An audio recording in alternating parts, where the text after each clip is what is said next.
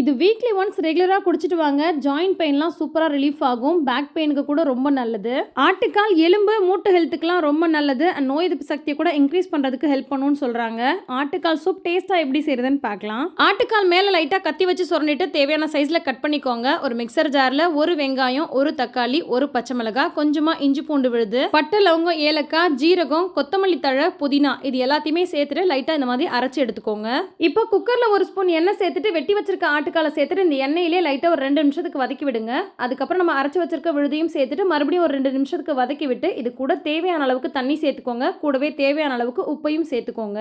இந்த ஆட்டுக்கால் மூழ்கிற அளவுக்கு தண்ணி இருக்கிற மாதிரி பார்த்துக்கோங்க. நல்லா கலந்து விட்டுட்டு குக்கர் மூடி போட்டு மிதமான தீயில வச்சு ஒரு 5லேருந்து 6 விசில் போல விட்டுக்கோங்க. இப்போ 2 ஸ்பூன் கார்ன்ஃபிளவர்ல கொஞ்சம் தண்ணி சேர்த்து நல்லா கரைச்சி விட்டு அதை சூப்ல சேர்த்துக்கோங்க.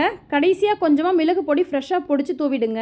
ஒரு 4 கொதி மட்டும் விட்டு ஆஃப் பண்ணிட்டு கடைசியா பொடியா கட் பண்ணி வச்சிருக்க மல்லித்தழையை தூவிட்டு இறக்கிட்டீங்கன்னா செம்ம டேஸ்டான சூப்பரான சுட சுட ஆட்டுக்கால் சூப் ரெடி. நீங்களும் ட்ரை பண்ணுங்க. இந்த மாதிரி நிறைய ரெசிபிஸ் தெரிஞ்சுக்க உடனே சப்ஸ்கிரைப் பண்ணி ஃபாலோ பண்ணுங்க. அஸ்ஸலாமு அலைக்கும். பாய்.